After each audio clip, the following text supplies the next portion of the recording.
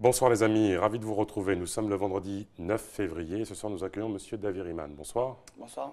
Vous êtes candidat sans étiquette aux futures élections législatives pour la seconde circonscription. Exact.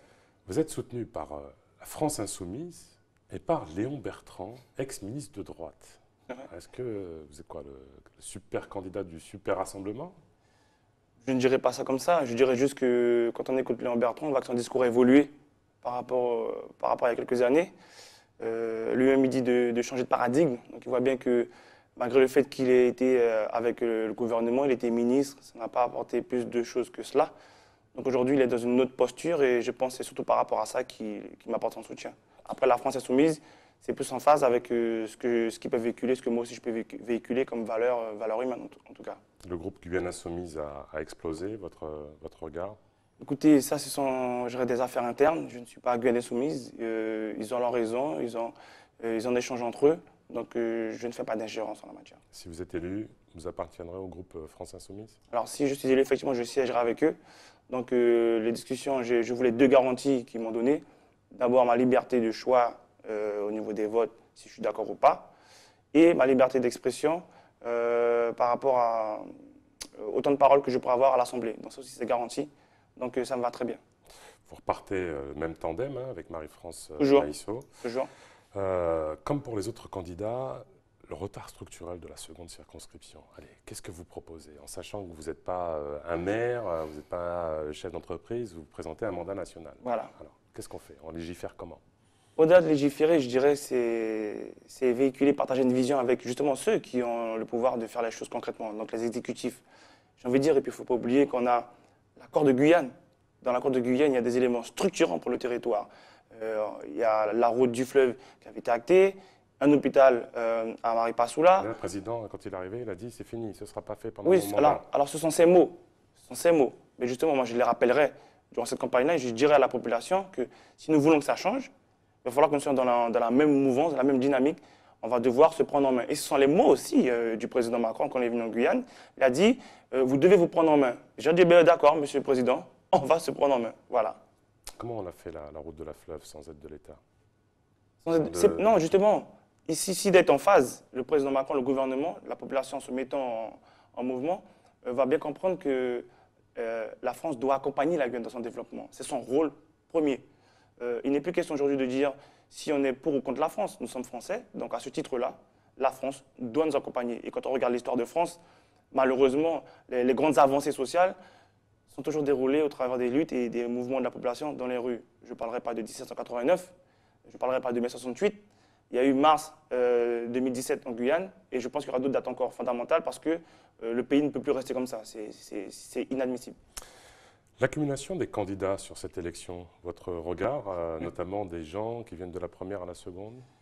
Écoutez, j'ai envie de dire que c'est en démocratie.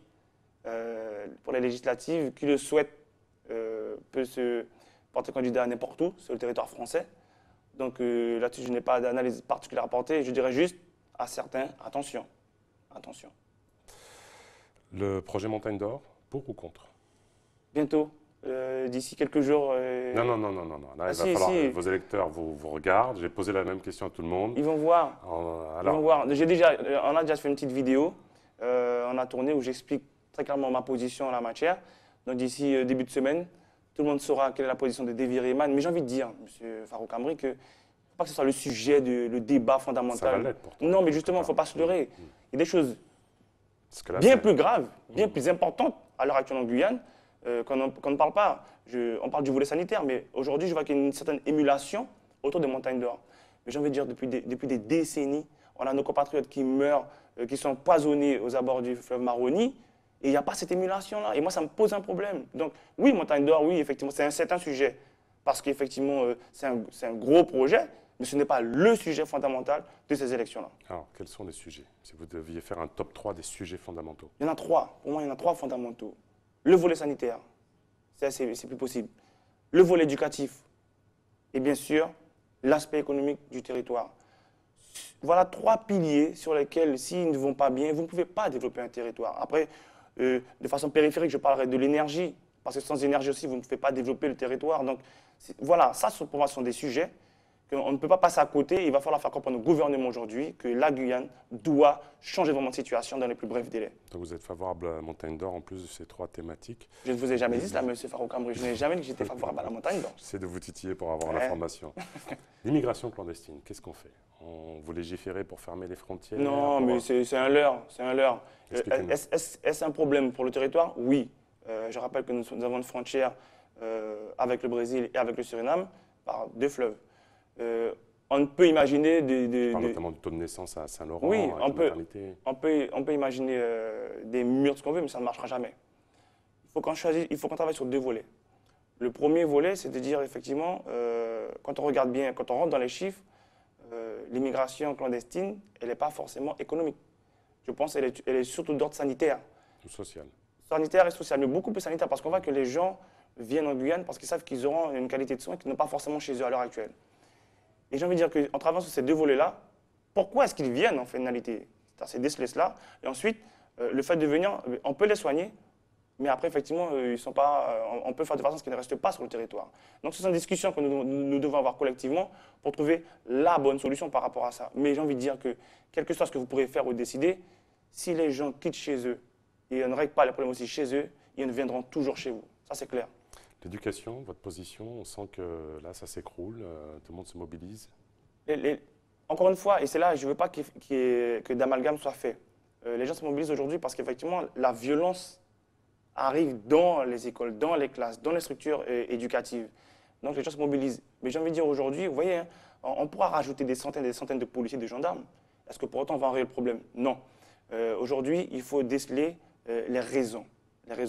Et pour moi, la première piste aujourd'hui, la violence est une conséquence de plusieurs maux en Guyane.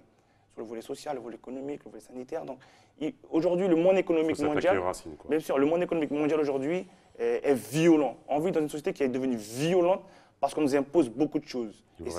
Et c'est pour ça que je dis aujourd'hui, on doit s'atteler aux raisons de tout ça. Il vous reste 20 secondes, comme pour les autres candidats, elles vous appartiennent. Qu'est-ce que vous pouvez dire aux électeurs de la seconde circonscription? J'ai envie de leur dire aujourd'hui, je sais que peut-être beaucoup de candidats ne leur donnent pas forcément envie d'aller voter. Mais ils doivent faire parler leur bulletin de vote, qui est leur pouvoir en tant que citoyen, en tant que tel aujourd'hui. Et j'appelle toutes celles et ceux à aller voter, même si ce n'est pas au nom de Davy Riemann ou au nom de qui ils veulent, allez voter s'il vous plaît. Et je sais que ça va être un gros problème pour le premier tour en tout cas. Merci beaucoup, M. Davy Riemann, d'avoir participé à cette émission. Effectivement, donner des voix pour augmenter la légitimité des candidats, c'est important, les amis. Sinon, vous ne serez plus mes amis. Tchambé et à bientôt.